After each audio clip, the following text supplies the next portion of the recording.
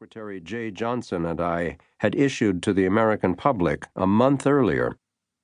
We'd agonized over the precise wording of the press release and whether naming Russian President Vladimir Putin as the mastermind and puppeteer of the Russian influence operation would cause an international incident, drawing Jay's department and the intelligence community into the political fray.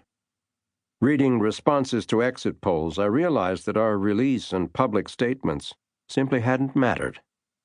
I wasn't sure if people were oblivious to the seriousness of the threat we'd described, or if they just didn't care what the Russians were doing. Either way, I saw that our efforts ended up having all the impact of another raindrop in a storm at sea.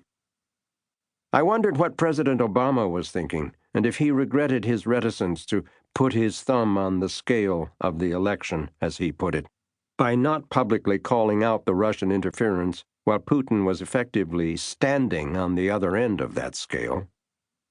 At the same time, I was no longer sure it would have mattered to the people in Middle America if the president had presented everything we knew about Russia's massive cyber and propaganda efforts to undermine American democracy, disparage former Secretary of State Hillary Clinton, and promote Donald Trump. Despite the public narrative that Edward Snowden had disingenuously started in 2013, alleging we were spying on everyday U.S. citizens, the intelligence community, IC, had no authority and no capability to evaluate how Americans were receiving the Russian propaganda or what they were thinking and doing when they entered polling booths.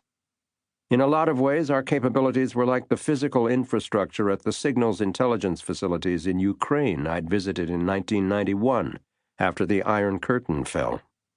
Just like the former Soviet antenna arrays had been, our capabilities were oriented outward toward the threat and largely incapable of looking inward, even if we wanted to. It simply wasn't our job. We'd been watching how the Russians were trying to influence U.S. voters, not what impact they may have been having.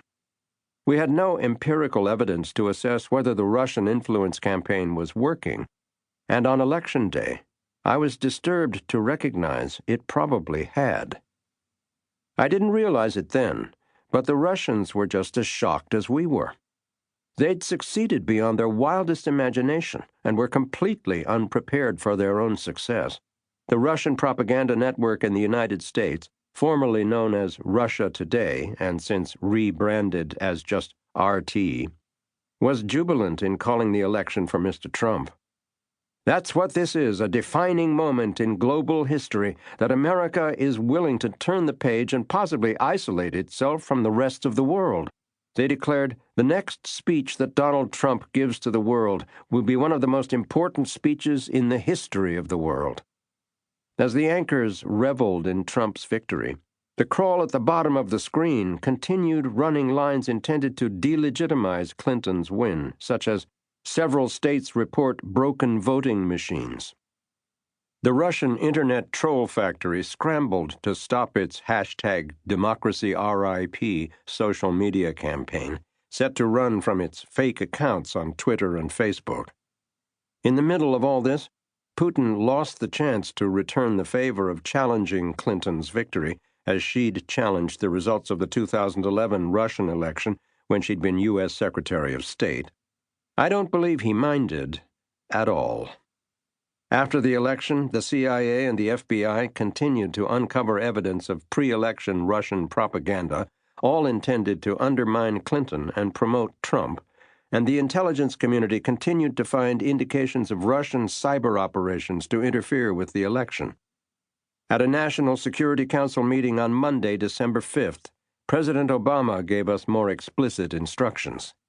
He wanted the CIA, NSA, and FBI, each agency with the mission-specific tradecraft and capabilities to determine what the Russians had done, to assemble all their findings, encompassing the most sensitive sourcing, into a single report that he could pass on to the next administration and to Congress. He also asked us to produce a paper for public consumption with as much information from the classified version as possible. And, critically, he wanted all of this done before he left office. The highly classified IC assessment